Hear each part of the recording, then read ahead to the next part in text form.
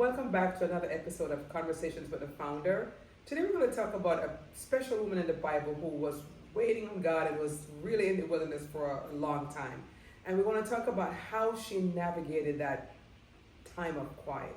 I'm going to be asking questions based on the Bible study, our favorite Bible study, of course.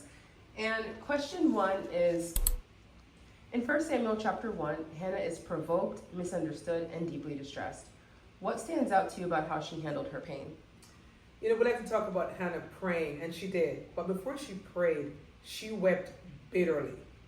She poured out her pain to her husband, and she poured out her pain to God, but she wept bitterly. And sometimes we tend to suppress that as Christians because we don't want to seem as if we are without lack of faith, or we're as if we're without faith. But we also want to be natural. We want to be real with God, and being real with God means that you're pouring out your pain before Him because He already knows how you feel anyway. So we may as well be real with God. God can handle your honesty. Question 2. In verses 11, Hannah makes a vow to dedicate her son back to the Lord. Was that desperation or devotion? I'd say it was desperation and surrender. I had a similar experience when I had my own son at 2 pounds 1 ounce. I dedicated him back to the Lord because I was desperate for him to actually make it through. So I surrendered him to the Lord. Question 3. When Eli accuses her of being drunk, she responds calmly. What does that reveal? Yeah, it's hard to be accused, especially by someone that he was a minister and a priest.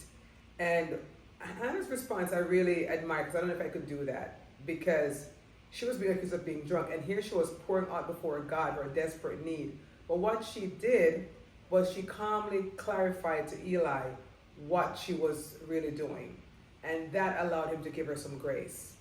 She didn't allow misunderstanding to derail her mission, because when you have a mission and a goal, that's where your focus should be, not on people's opinions.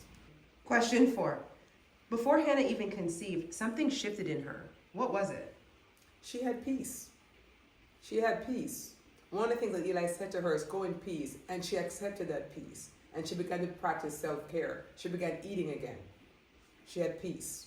And that's what shifted in her. An acceptance that her prayers are already answered. Even though she didn't see the evidence as yet. She had peace. After Samuel is born, Hannah prays in 1 Samuel chapter 2. Why is that prayer significant?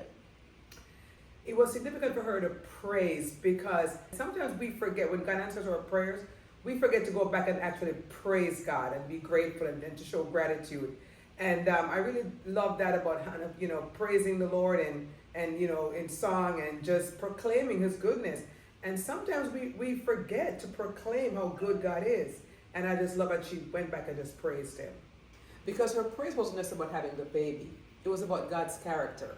She was praising the Creator, not the created thing. So what makes Hannah a role model for women today?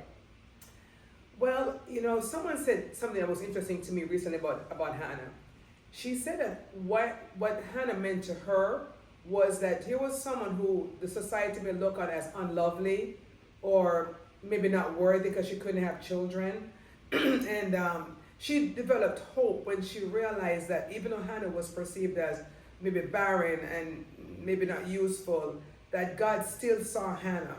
And I think for those women who are barren, maybe, or who may feel that they're not lovely, or maybe not society's standard, that there's still hope. There's hope for you because God sees you. God made you. And as our mottos say, right, at the Gorgeous Woman, you're beautifully and wonderfully made. And for me, Hannah is a role model of someone who went through years of torment, years of feeling less than, but had the ultimate victory because she persevered and she waited on God. We'll see you next week for the next episode of Conversations with the Founder.